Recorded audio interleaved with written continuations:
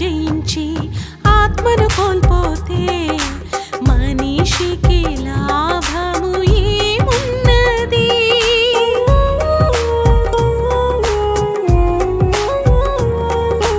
లోకమంత జయించి ఆత్మను కోల్పోతే మనిషికి లాభము ఏమున్నది?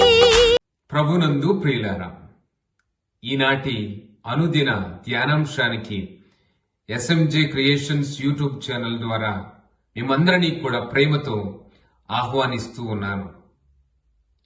ఈనాటి ధ్యానాంశము మార్కు సువార్త 8వ అధ్యాయం నుండి తీసుకునబడింది. వచనములు 34 నుండి 38 వరకు.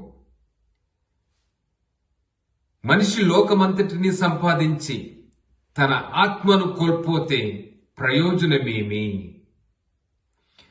34వ వచనం నుండి 38వ వచనం వరకు మనము ధ్యానిస్తే ఇందులో ఉన్నటువంటి నిగూఢ సత్యములు మనకు తెలుస్తూ ఉంటాయి.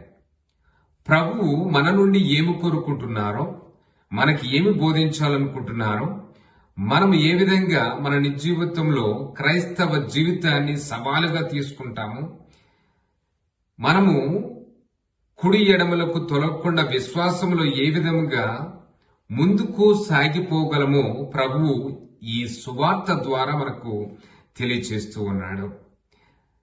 ప్రభువు జనసమూహములను, శిష్యులను తన చెంతకు చేరబెలిచి చెబుతూ ఉన్నారు,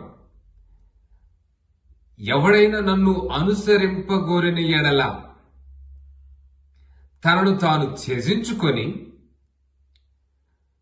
తన సిలువనెత్తుకొని నన్ను వెంబడింపుము. ప్రభు అనేక మందిని పిలుస్తూ ఉన్నాడు తనను వెంబడించమని. కాబట్టి ప్రతి ఒక్కరూ కూడా క్రైస్తవ జీవితంలో ప్రభువునకు శిష్యులుగా ఉండదలచినచో ప్రభును వెంబడించాలి. సుంకపు మెట్టి దగ్గర ఉన్నటువంటి మత్తయిని పిలిచినటువంటి దేవుడు మత్తయి సువార్త 9వ అధ్యాయం 9వ వచనం మనం చూస్తూ ఉంటాం. నన్ను అనుసరింపుము అని ప్రభు చెప్తూ ఉన్నాడు. అదేవిధంగా జాలలను కూడా పిలుస్తూ ఉన్నాడు. ప్రథమ శిష్యులను ప్రభు పిలిచిన రీతిలో నిన్ను నన్ను అందరినీ కూడా తనను అనుసరింపమని పిలుస్తూ ఉన్నాడు. కాబట్టి ప్రభును అనుసరింపగోరిన వాడు తనను తాను త్యజించుకోవాలి, పరిపూర్తిగా త్యజించుకోవాలి. ఎందుకంటే నేను దేవుణ్ణి ఇష్టపడితే, ఆయన్ని వెంబడించాలని కోరుకుంటే I don't have any other option just to follow him.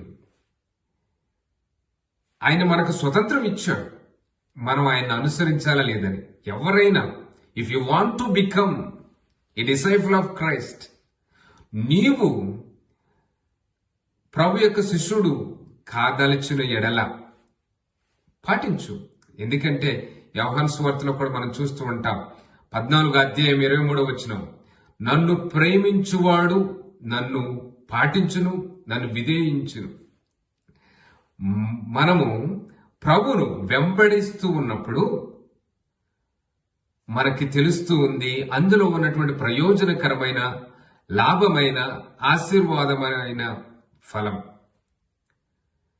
ఎందుకంటే ఒక్కసారి పేతురు గారు కూడా అడిగారు, ప్రభువా, మేము నిన్ను అనుసరిస్తూ ఉన్నాము, నీకోసమేమో మా కుటుంబాలను విడిచిపెట్టాము, సమస్తాన్ని విడిచిపెట్టాము, మేము ఏమి పొందుతాము, మాకు ప్రయోజనం ఏమిటి అని ఆయన అడుగుతూ ఉన్నాడు. మత్తయి సువార్త 19వ అధ్యాయము 27వ వచనములో. దానికి ప్రత్యుత్తరముగా ప్రభు ఇచ్చినటువంటి సమాధానము, నా కోసం ఈ లోకములో అక్క చెల్లెండ్రను లేక కుటుంబాలను సమస్తమును విడిచిపెట్టిన వారు దానికి 100 ప్రతిఫలాన్ని పొందుతారు, నిత్య జీవితానికి వారసులగుతారు. నీవు వెంబడించేది కేవలము నీ యొక్క ఇహలోక తాత్కాలిక లాభం కోసం కాదు. ప్రభును వెంబడించదలచిన ఎడల ఆయన ఇచ్చేటువంటి బహుమతి అయినటువంటి నిత్య జీవితాన్ని పొందడానికి నీవు సంసిద్ధంగా ఉండాలి. కాబట్టి నూరంతలుగా మనం ఫలించాలి అంటే తాత్కాలికమైనటువంటి ఈ ఇహలోక సుఖాలు కాకుండా దేవుడిచ్చేటువంటి ప్రతిఫలమైనటువంటి శాంతి, సమాధానము, పరలోక భాగ్యాన్ని మనము పొందగలగాలి. ఒక విశ్వాసిగా ఒక జీవితం కావాలంటే నీవు కొన్ని విషయాలు తెలుసుకోవలసి ఉన్నది. నీవు నేను కూడా ప్రభు చేత పిలువబడుతున్నాం. ప్రభు మనందరికీ కూడా ఆహ్వానాన్ని ఇస్తూ ఉన్నాడు. ఎటువంటి ఆహ్వానం అంటే, నీవు నన్ను వెంబడింప గోరునెచ్చు, నిన్ను నువ్వు పరిత్యజించుకో. ఈ పరిత్యజించుకోవడం అంటే ఏమిటి? కుటుంబాలను విడిచిపెట్టడమా, లేకపోతే జీవితాన్ని పోగొట్టుకోవడమా, లేకపోతే ఏమిటి? అందుకే ఈరోజు సువార్తలో చక్కటి వాక్యాన్ని మనం చూస్తూ ఉన్నాము. మనిషి ఈ లోకములో లోకమంతటినీ సంపాదించి తన ఆత్మను కోల్పోతే ప్రయోజనమేమున్నది? What is the profit that he gains if he wins the whole world and loses his own soul? దానివల్ల ప్రయోజనం ఏమి లేదా? దానికి బదులుగా తన ఆత్మను రక్షించుకోవడానికి అతడు చేయవలసినటువంటి ప్రతి క్రియను దేవుని చిత్తానుసారం అతడు చేయడానికి ప్రయత్నం చేయాలి. ఈ మాటను బైబిల్ గ్రంథం నుండి విన్నటువంటి చాలా మంది గొప్ప గొప్ప విశ్వాసులందరూ వారు తమ జీవితాలలో ప్రభును నింపుకోవడానికి, వారి జీవితాల ద్వారా అనేక మంది జీవితాలలో వెలుగును నింపడానికి, క్రీస్తు ప్రభుకు సాక్షులై ఉండడానికి గురువులుగా వచ్చారు, మఠకన్యలుగా ఉన్నారు. కొంతమంది స్త్రీ సభను మనం చూస్తే, లేకపోతే క్రైస్తవ జీవితాన్ని మనం చూస్తే వేద సాక్షులుగా మరణించిన వారు చాలా మంది ఉన్నారు. ఎందుకంటే ఈ సిలువ మీద మరణించినటువంటి ఈ యేసయ్యకు సాక్ష్యం ఇవ్వడానికి వీరందరూ కూడా తమ జీవితాలను పణంగా పెడుతూ ఉన్నారు. నాకు యేసయ్య ఉంటే చాలు, ఎందుకంటే నేను పోగొట్టుకునేది ఏమీ లేదు, నేను నూరంతలుగా నా జీవితాన్ని ఫలింప చేసేటట్లు చేస్తాను. విశ్వాసంలో నా జీవితం ద్వారా, నా మాట ద్వారా, నేను చేసేటువంటి సేవ ద్వారా నూరంతలుగా ఆశీర్వాదాన్ని ప్రజలకు ఇస్తాను అని వారు తమ జీవితాలను త్యాగం చేసుకుని శ్రీ సభలో అనేక ప్రాంతాలలో సువార్త సేవలు చేశారు.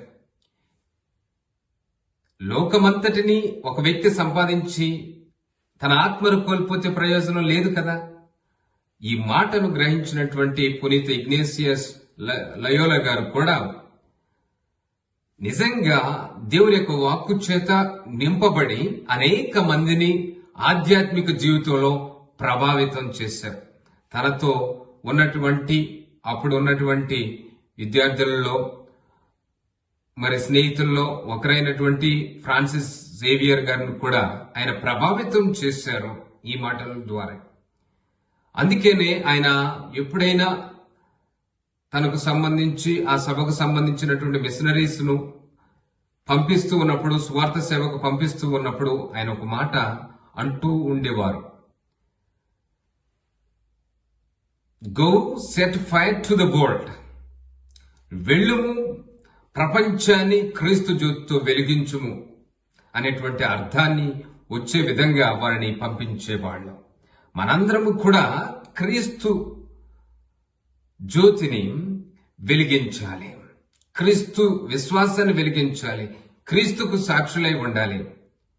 ఎందుకంటే మన ఆత్మలను రక్షించుకోవాలి. మనం ఉన్న స్థితిలో మనం ఏ విధంగా యేసు ప్రభును అంగీకరించగలము, యేసు ప్రభును వెంబడించగలము. మన విశ్వాసంలో విశ్వాసగా ఏదో తాత్కాలికంగా లేకపోతే నామమాత్రపు క్రైస్తవుడుగా నీవు నీ పనులు చేసుకుంటే కాదు, కానీ సిలువకు సాక్షిగా నువ్వు బ్రతకాలంటే ప్రతి ఒక్క అవమానాన్ని నువ్వు భరించాలి, క్రీస్తు గురించినటువంటి సాక్ష్యాన్ని నువ్వు చెప్పాలి, క్రీస్తు గురించినటువంటి పలుకులు నువ్వు చెప్పాలి. అదేవిధంగా క్రీస్తు గురించినటువంటి సంభాషణను ప్రతిరోజు కూడా అనుదినము నీ కుటుంబ సభ్యులతో మాట్లాడాలి. క్రీస్తు చేసినటువంటి అద్భుతాలను నీవు 10 మందికి పంచిపెట్టాలి. భక్త సమాజం ఎదుట నీవు ప్రేమతో దానిని ఉగ్గడించాలి. ప్రభుకు స్తుతులు తెలియచేసేటువంటి బిడ్డలుగా మనందరము కూడా ఉండాలి. ప్రభు గెన్నెసరెతు సరస్సు తీరమున పేతురు పడవనెక్కి పేతురుతో చెప్తూ ఉన్నాడు, పేతురు నువ్వు సముద్రపు లోపలికి వెళ్లి అక్కడ వలనేయుము అని చెప్తే, రాత్రంతా మేము శ్రమపడ్డాం, కానీ మాకు ఏమీ ప్రయోజనమేమీ లేదు. కానీ మీ ఒక్క మాటతో నేను ఈ వలనేస్తాను అని చెప్పేసి నమ్మకం ఉంచి ఆ వలనేశారు. ఆ వల పిగులునట్లు, చిరుగునట్లు, మరి వికృతమైనటువంటి చేపలు సమృద్ధిగా దొరుకుతూ ఉన్నాయి. అక్కడ ఆయన అనుకోలేదు, నేను ఈ వృత్తిలో ఉన్నాను, వడ్రంగి కుమారుడైన యేసు కుమారుడైన యేసు వస్తూ ఉన్నాడు, ఈయనకి ఈ వృత్తి గురించి ఏం తెలుసు అని అనుకోలేదు. నమ్మాడు, విశ్వసించాడు. యేసు ప్రభు నమ్మి విశ్వసించి తమ జీవితంలో ఇహలోక సంబంధమైనటువంటి విషయాలను త్యజించి ప్రభువును అనుసరించినప్పుడు, వెంబడించినప్పుడు మనము నూరంతలుగా ఫలిస్తూ ఉంటాము, ఆ ఆశీర్వాదాన్ని పొందుతూ ఉంటాము. కాబట్టి మనము కూడా ఆ ఆశీర్వాదాన్ని ముకుమ్మడిగా కుటుంబ సభ్యులతో పాటు పొందాలి అంటే మనము కూడా ప్రియమైనటువంటి స్నేహితులారా ఈ వాక్యాన్ని మనసులో పెట్టుకుందాం. మనం ఈ లోకములో అనేక విషయాల నిమిత్తం సతమతమవుతూ ఉంటాం, అనేక విషయాల కోసం ప్రాకులాడుతూ ఉంటాం, అనేక విషయాలను సంపాదించి వృద్ధి చెందాలని అనేక అబద్ధాలు ఆడుతూ ఉంటాం. ఇష్టానుసారము లోకరీతి, లోక ప్రమాణాలను బట్టి బ్రతుకుతూ ఉంటాం. అది నిజమైన వైఖరి కాదు. క్రైస్తవుడికి సంబంధించిన శిష్యుడిగా అది నిజమైనటువంటి ఒక విలువ కాదు. కాబట్టి విలువతో కూడినటువంటి జీవితం, శిలువ మీద మరణించి మరణాన్ని జయించి పునరుత్థానుడైన క్రీస్తును అనుసరించుదాం. ఒకవేళ ఆత్మకు బదులుగా విలువైనది ఈ లోకంలో మనకేమైనా ఉందా? ఆత్మకు బదులుగా మనం ఏమన్నా ఇవ్వగలమా? దానికి గొప్పది ఇంకేమైనా ఉన్నదా? ఏమీ లేదు. కాబట్టి మన ఆత్మను కాపాడుకోవడానికి మనందరము కూడా ప్రయత్నం చేద్దాం. చిన్న ప్రార్థన. పరిశుద్ధుడు అయిన దేవా, నీకు స్తుతులు స్తోత్రములు కలుగును గాక. ప్రభువా, ఈ వాక్యాన్ని వినినటువంటి శ్రోతలను దీవించండి. ప్రభువా, మీరు అందిస్తున్నటువంటి ప్రతి ఒక్క ప్రశస్తమైన పలుకు నిమిత్తం నీకు వందనాలు తెలియజేస్తూ ఉన్నా. ప్రభువా, ఈ లోకములో ఉన్నటువంటి ప్రమాణాలను బట్టి కాక, ఈ లోకములో మేము బ్రతకాలి కాబట్టి ఇష్టానుసారం బ్రతకాలి అనేటువంటి ఉద్దేశంతో కాక, ప్రభువా, మా ఆత్మను రక్షించే దశలో నీవు ఇచ్చేటువంటి వాక్కులను మా మదిలో ముద్రించుకునేటట్లు మమ్మల్ని దీవించండి. దాని ద్వారా ఎల్లప్పుడూ కూడా మేము ఏ విధంగా మంచిని చేపట్టాలో అనేటువంటి మంచి మనస్సును నీ పరిశుద్ధాత్మ చేత మాకు అనుగ్రహించమని మా ఈ మనవులన్నింటినీ ప్రభువా నీ దివ్యనామములో అడిగి వేడుచున్నాము. ఆమేన్. నిన్నే ఆరాధించెదను.